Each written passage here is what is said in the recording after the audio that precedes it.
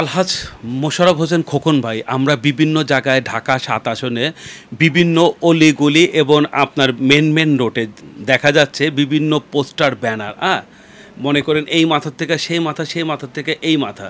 তো এই যারা পোস্টার ব্যানার করে অনেকের মানে বিগত আমলে তাদেরকে আমরা এই পোস্টার ব্যানার পাইনি। এই ব্যাপারে আপনার কি মতামত? তারা এমপির প্রার্থী হতে চায় ঢাকা ৭ আসনে। তো এটা সবাই হতে পারে, সবাই পোস্টার লাগাতে পারে, কিন্তু দলের ব্যাপার হলো, দলের বিষয়টা কি, তারা কি যারা নাকি ছিল না দুর্দিনে তারা কি এবার পাবে, নাকি যারা দুর্দিনে ছিল তারা পাবে? আপনার এই ব্যাপারে কি মতামত?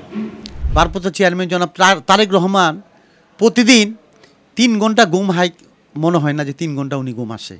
উনি যেভাবে আমাদের সঙ্গে বাউচালে দিনে ২বার ৩বার কথা বলতো যে এই স্বৈরাচারী শেখ হাসিনা সরকারকে কিভাবে সরানো যায়, বাংলাদেশের জনগণ কিভাবে দিনের ভোট দিনে দিতে পারে, কিভাবে বাংলাদেশের জনগণ শান্তিতে থাকতে পারে। উনি প্রত্যেক দিন আমাদের সঙ্গে ৩-৪বার বাউচালে ১-২০০ লোকের লগে আমাদের সঙ্গে কথা বলতো যে এই দেশটা কিভাবে সুন্দর করা যায়, এই শেখ হাসিনা সরকারকে, স্বৈরাচারী সরকারকে হাঁটানো যায়। আজকে আপনি জানেন যে আমি এই লালবাগ, কামরিঙ্গিচর, কোতোয়ালি, চকবাজার থানার আন্দোলনের সমন্বয়কারী ৫-এর, আমাদের জুনটা ছিল ৫-এর প্রধান আমাকে চেয়ারম্যান সাহেব বানাইছে। তো আমি ২০০-র উপরে মামলা খাইছি এই আন্দোলনে।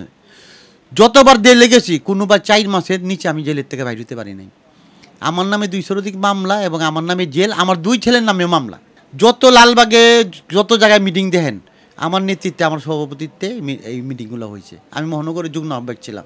তো আজকে আমাদের ভারপ্রাপ্ত চেয়ারম্যান অনেক ম্যাচুর।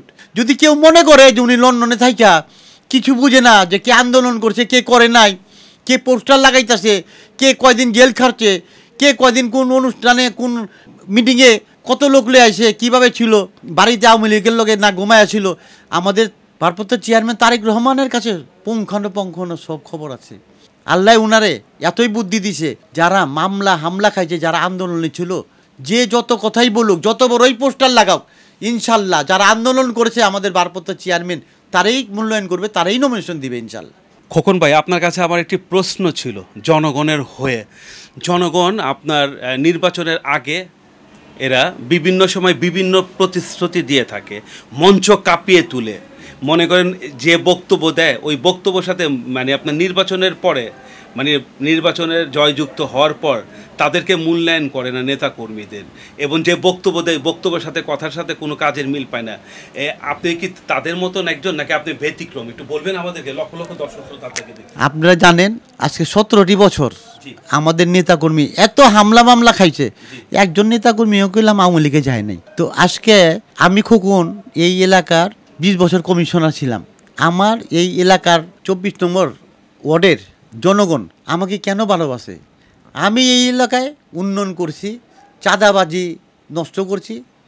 আপনার কিশোর গ্যাং একটাই বলে আমার এলাকায় তৈরি করি নাই, এবং মাদক ব্যবসায়ী তৈরি করি নাই।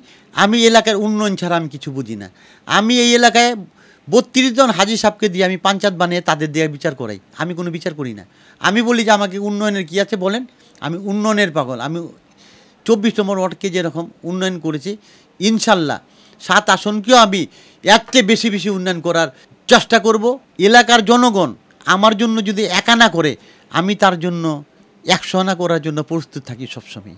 আমি জনগণের লোক, জনগণ নিয়ে আছি, জনগণের সুখে দুঃখে আছি, আমি জনগণের সুখে দুঃখেই থাকবো ইনশাল্লাহ। আপনার মূল্যবান সময় দেওয়ার জন্য আমাদের এই সময়ের পক্ষ থেকে আপনাকে অসংখ্য ধন্যবাদ।